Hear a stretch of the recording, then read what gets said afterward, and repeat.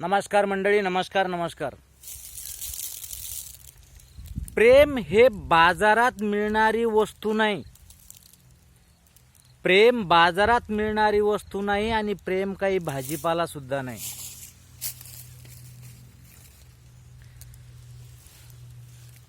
आणि प्रेमावरच बोलायचं गेल्यास प्रेम हे अनेक प्रकारचं असतं. भाऊ बहिणीचं प्रेम, आई वडिलाचं प्रेम, पती पत्नीचं प्रेम, प्रेमाचे खूप काही व्याख्या आहेत. पण पती पत्नीचं प्रेम म्हटल्यानंतर दुधात साखर, साखरेत दूध.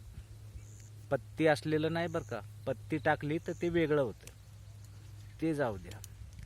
अशीच एक तुम्हाला गोष्ट सांगतो. एका ठिकाणची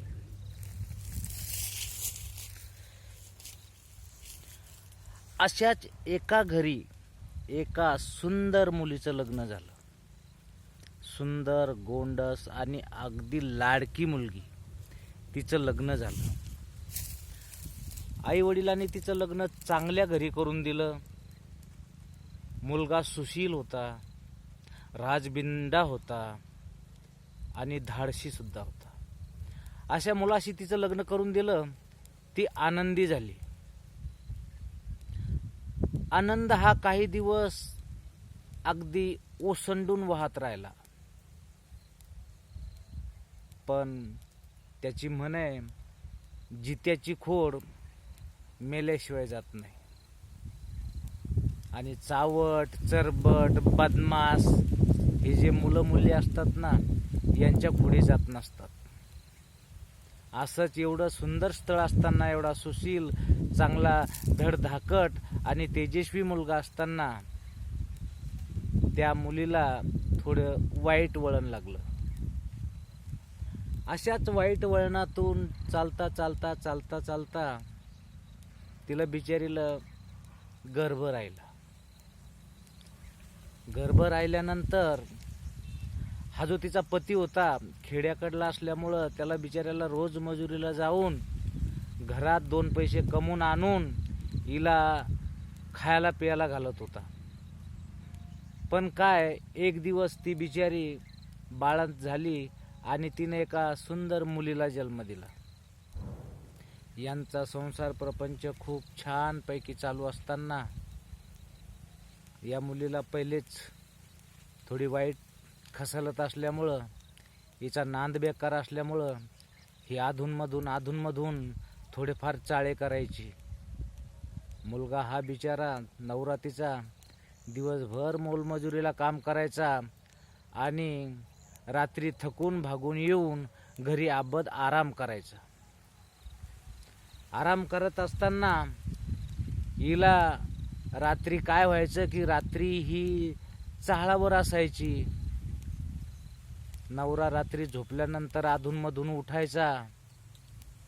लघवीच्या निमित्तानं म्हणा, कसं तरी तो लघवी का म्हणा, पण तो उठायचा आणि परत झोपी जायचा. पण हिच्या लक्षात आलं की रात्री अपरात्री हा अडचण तयार करतोय, म्हणून तिनं त्याला दारूची लत लावली. त्याला थोडी थोडी दारू पाजता तो दारूच्या खूप आहारी गेला आणि तो दररोज कामावून येत असताना खूप दारू पिऊन येऊ लागला. रात्री घरी यायचा, डुलत घरी यायचा. जेवण गिवण झालं की रात्री तो आरामशीर झोपी जायचा. मग तो झोपी गेल्यानंतर हिला मोकळं रान व्हायचं. एक दिवसाची गोष्ट सांगतो. हिला मोकळं रान कसं व्हायचं. एक दिवस ही बाळातीन झाल्यानंतर हिचं छानशी गोंडस मुलगी ही घेऊन रात्री झोपली होती. झोपल्यानंतर नवरा झोपलेला, लेकरू हिच्या जवळ झोपलेलं.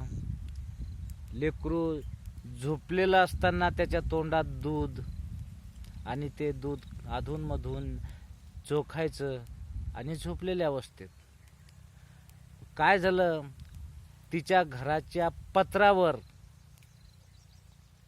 तिला असं माती फेकल्यासारखा आवाज आला. माती फेकल्यासारखा आवाज आल्यानंतर ती थोडी सावरली, तोंडावरचं काढलं आणि नवऱ्याकडं डोकून पाहिलं. तो पिसन परोडासारखा झोपलेला होता. थोडा वेळ गेला आणि परत तिच्या पत्रावर 2 खडे फेकण्यात आले. 2 खडे ज्या वेळेस पत्रावर फेकले, खडखड आवाज झाला आणि ती लगेच सावरून आबद अंगावरचं पांघरून उठली. नवरा झोपलेला आहे. लेकरू छातीच्या बाजूला केलं, त्याच्या अंगावर टाकलं आणि ती हळूच घर उघडून बाहेर निघाली आणि अंधारात गडप झाली. थोड्या वेळानं लेकराला जाग आली. ते रडू लागलं. थोडा वेग वाढत गेला आणि त्याचा रडण्याची तीव्रता पण वाढली. त्या लेकराच्या रडण्याच्या तीव्रतेनं, त्या रडण्याच्या मोठ्या आवाजानं त्या मुलीचा नवरा जागी झाला. जागी झाल्यानंतर त्याला फक्त जाग आली, पण नशेमध्ये एवढा धूत होता की तो उठू शकत नव्हता. अशाच अवस्थेत तो त्या बायकोला म्हणत होता, पुशे उठ, लेकरू रडू राहिलंय. पुशे उठली का? उठ, ते लेकरू रडू राहिलंय, त्याला पाज. आणि तो झोपलेल्याच म्हणजे पडलेल्या अवस्थेत होता, अंगावर घेऊन. लेकरू रडत होतं. इकडं लेकरू जीवाच्या आकांतानं रडत होतं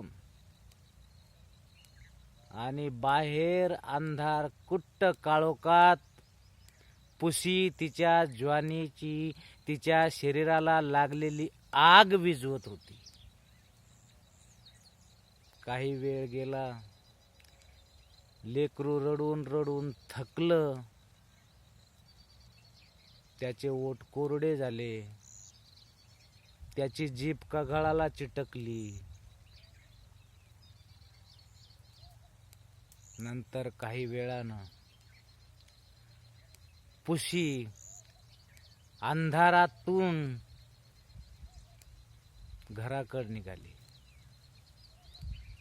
दरवाजात येत असताना पुशी ही पाठीला लागलेली माती पुसत होती, डोक्याला लागलेला कचरा काढत होती, विस्कटलेले केसाचा आंबाडा बांधत होती. अशा अवस्थेत पुशी दारातून घरात आली. बघती तर काय, मुलगी थक्क झालेली, अंगावर नाही, अस्तव्यस्त हातपाय कुणकड पडलेल्या अवस्थेत. पुशीनं लेकराला जवळ घेतलं,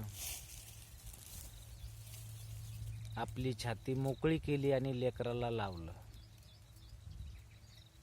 पण नाही, लेकरू पिऊ शकत नव्हतं, ओठ उघडू शकत नव्हतं.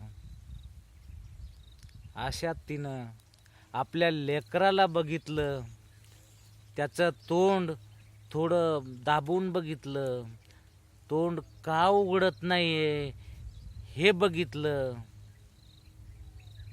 मग थोडी पुशी घाबरल्यासारखी झाली की हे मुलगा, ही मुलगी, हे लेकरू मला का पित नाही. कारण लेकरू इतकं रडलं होतं की त्याच्या तोंडात अक्षरशः पाण्याचा अंशही राहिला नाही आणि त्याची जीभ त्याच्या कगाळाला चिटकली होती. ते सुस्त झालं होतं, त्याचा फक्त श्वास चालू होता. नंतर तिनं आपल्या नवऱ्याला हलून धक्काबुक्की करून का होईना पण त्याला जाग केलं आणि उठवलं. म्हणे बघा आपल्या लेकराला काय झालंय. धांदलमत करून, खोटा रडका होईना, रडण्याचं सोंग करून पुशी नवऱ्याला गयावया करून उठवून बसवलं. आणि बसल्यानंतर सांगितलं, बघा आपल्या कोमल मुलीची अवस्था काय झाली, हिला काय झालं, झोपेमध्ये मला काही समजलंच नाही, मी गाढ झोपेत होते, लेकराला काय झालंय बघा, दवाखान्यात जायचं असलं तर लगेच गडबड करून जाऊया. लेकराचं तोंड उघड्याना, मुलीच्या त्या छान बाळाचे ओठ एकमेकाला चिटकले होते.